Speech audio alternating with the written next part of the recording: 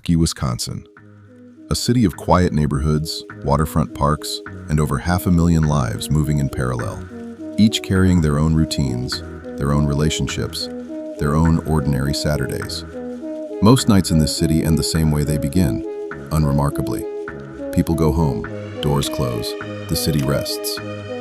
But on the night of April 1st, 2024, one door did not close behind someone who should have come home. Her name was Sade Robinson.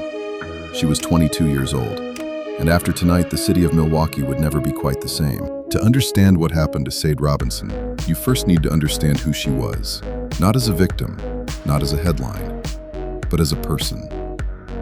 Sade Robinson was a young woman from the Milwaukee area.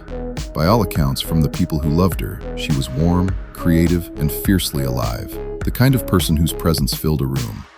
She had ambitions, she had people who depended on her smile, and she had, like every 22-year-old, an entire future stretched out in front of her. On the evening of April 1st, 2024, Sade made plans that were, by every measure, completely ordinary. She was going on a date. A first date, by most accounts, with a man named Maxwell Anderson, whom she had recently connected with. The two had arranged to meet. It was, to the outside world, the beginning of a night no different from thousands of other first dates happening across the country at that exact moment. Someone putting on their best outfit, someone checking their phone, someone stepping outside into the cool spring air, not knowing it would be the last time. As April 1st turned into April 2nd, Sade Robinson did not return home. At first, there was perhaps the quiet, anxious hope that there was a simple explanation, that she'd stayed late, that her phone had died, that she would walk through the door at any moment with a perfectly reasonable answer to the perfectly reasonable question of, "Where are you?" But morning came, and Sade did not. The people who loved Sade Robinson began to make phone calls, and then more phone calls, and then the call no family ever wants to make. A missing persons report was filed. The investigation into the disappearance of Sade Robinson had begun. In any missing persons investigation, especially in those critical first 48 hours, law enforcement's most powerful tool is the reconstruction of a timeline. Every movement, every transaction, every digital breadcrumb left behind in the invisible trail of modern life.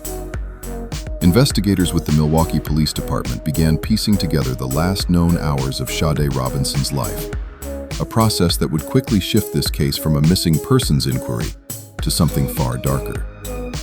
Surveillance footage would prove critical. Cameras in and around Milwaukee's commercial and residential corridors captured a time-stamped record of the evening's progression. Investigators were able to place Sade in the company of Maxwell Anderson during the hours in question. Maxwell Anderson, 23 years old at the time of the events in question, a Milwaukee area resident with no prior public criminal record that would have raised an immediate red flag. To anyone who encountered him socially, including, it appears, Sade herself, he presented as an ordinary young man. But the timeline that investigators were constructing told a different story, one that moved with terrifying speed from a date to a disappearance to evidence of something irreversible.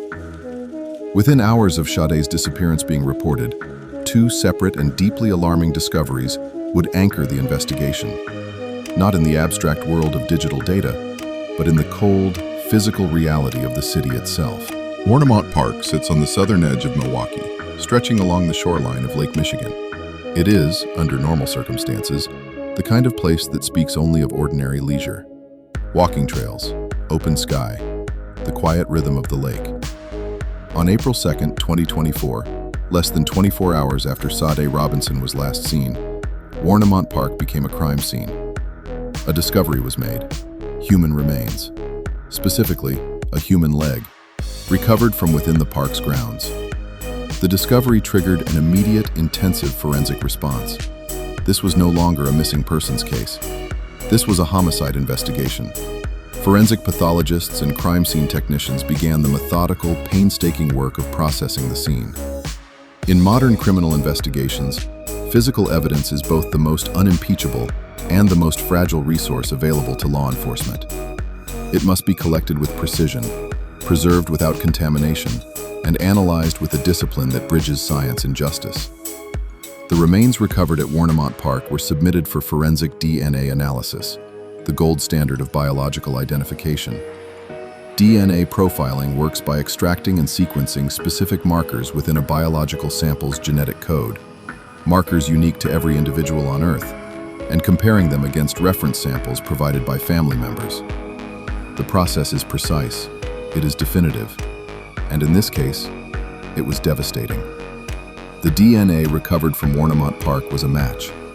It belonged to Sade Robinson. She had been there, in that park, in pieces,